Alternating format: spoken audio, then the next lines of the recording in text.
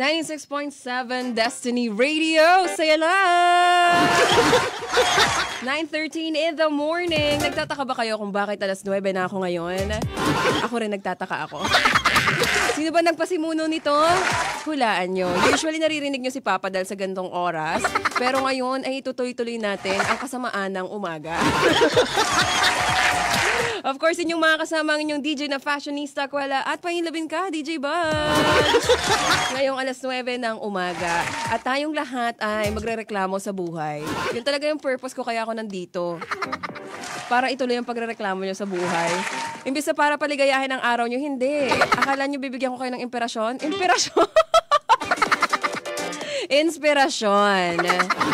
Akala nyo bibigyan ko kayo ng inspirasyon? Hindi. Tayo ay magrarant ngayong umaga. At ang ating rant ngayong umaga, mamaya dyan lang kayo. Tapos batiin muna natin dito si Felix. Tuwan-tuwa. Sabi niya, ha. Felix Pakaniban on Spotify. Mamaya Felix, ipi-play ko yung song mo mamayang alas 11. Pang-promote nung ating original 10. Diba? Sabi ni Francis Leo Mangusin, idol, totoo ba yung balita na may... Ay! Wala po akong... na may putok.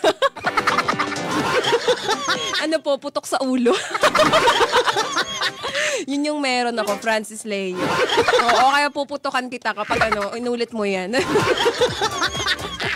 Shoutout kay Francis Leo at saka kay Solo, Libay FPS. Ayun, magaling to mag-ML. I-follow nyo sa TikTok, Libay FPS. Thank you naman sa roses. Wow. Sino pang magpapabate? Wala na ba? Wala na magpapabate. Huwag na kayo magpabate dahil tayo magrarant na. Tama si Felix. Imperasyon. Ano ba kasi yung imperasyon na yan? Pero eto na nga, meron akong mga katanungan. Dahil nga tayo ay magrarant. Alas 9 ng umaga, magrarant tayo. Ito ang ating tanong. Di ba usually sa ating mga Pilipino, kapag umalis ka, ikaw yung toxic. Totoo ba? Naniniwala ba kayo dito? Kasi kapag kunyari, nasa isang circle of friends ka, circle of friends ka, tapos medyo toxic na yung friendship nyo, ikaw yung umaalis, di ba? Ang tingin ng tao, pag ikay umalis, oh my God, ang naman ito, ang OA naman ito, di ba? Sino siya para umalis sa ating circle of friends? Yung ganon, di ba? Kaya ito yung tanong, okay lang ba kapag people have this negative view of you just because pinili mo umalis at maging masaya? Ayaw talaga ng mga Pilipino maging masaya ka, no?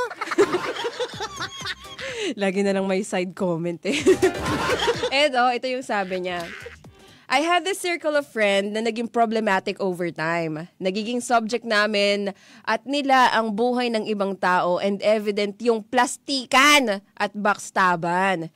And the fact na di ko masyadong ma-express sarili ko sa kanila and apparently, hindi rin ako happy now.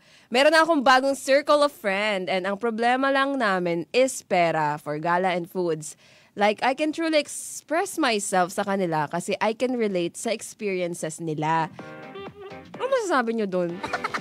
Diba? Meron ka nga makikitang circle of friends na tama kaso broke kayo lahat. Wala kayong panggala, wala kayong pang IG story. Pero at least nakatakas ka na doon sa mga toxic mong circle of friends, di ba? Feeling ko bata tong mga to. Di ba mga gantong year, usually mga nasa college, nasa high school, yung kapag umalis ka, hindi natin kabatiyan. Kala mo naman maganda, di ba? May ganon. Tapos ito sabi niya, yung isa kong kaibigan sa dati kong circle asked me, bakit ako lumayo? Kasi may putok ka. Joke na. Sabi ni Francis, I told her na I'm looking for experience and exploration din ng mga tao. Aware siya na problematic yung circle of friends namin dati. At hindi ko masabi na problematic yung circle kasi may issue na ganyan noon eh. Lumayo din ako tapos magtatampo sila. Ako na people pleaser, bumalik naman. But now I have the courage na umalis talaga until I meet na yung bago kong circle of friends. At baka ako yung problematic. Tapos, ito daw yung nakakatawa ha. Nagpaparinig sa notes yung kanyang dating circle of friends kasi bitter daw sila sa happiness niya. Uy, grabe. Naranasan nyo na ba magparinig sa notes? Oo, naranasan ko na yan. Magpaparinig ako. Yung mga parinig ngayon sa notes ay, ayos ate, di ba? Ganon. Kala mo maganda, ganon.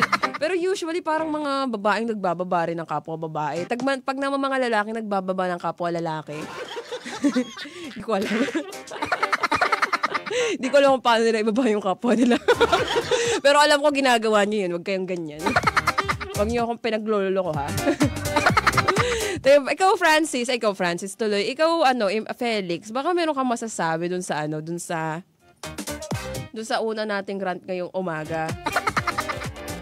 Parang nakakainis talaga kapag ikaw yung umalis, 'di ba? Parang feeling mo, 'di ba, sa isang lugar na puro toxic. Tapos ikaw yung umalis, feeling mo ikaw yung masamang damo.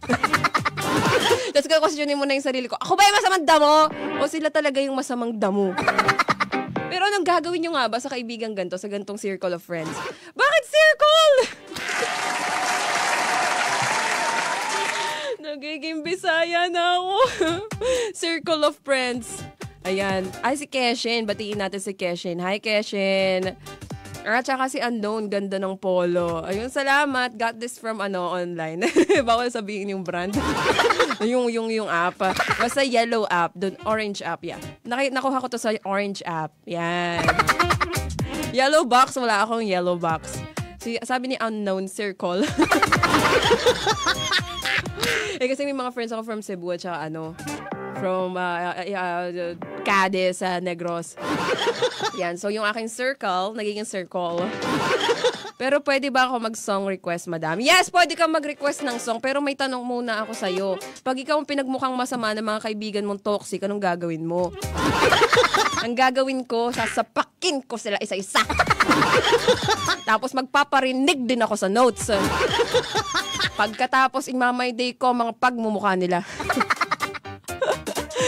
Hindi po tayo nagde-des ngayong umaga. Hindi tayo hindi tayo naglalabas. So, naghahasik ng hate crimes. Hate crime! Wala lang, gusto ko lang makarelate kayo. Pero kung ikaw ay umalis sa isang toxic na friend, okay lang yun, di ba? Maging toxic ka rin, huwag kang papayag na toxic sila lang. Kung nagparinig sila, magparinig back ka. Joke lang. Pero itumba sila isa-isa. Ayan! Tama! Ayan, nalaglag pati yung cellphone ko, tinumba. Ano ba?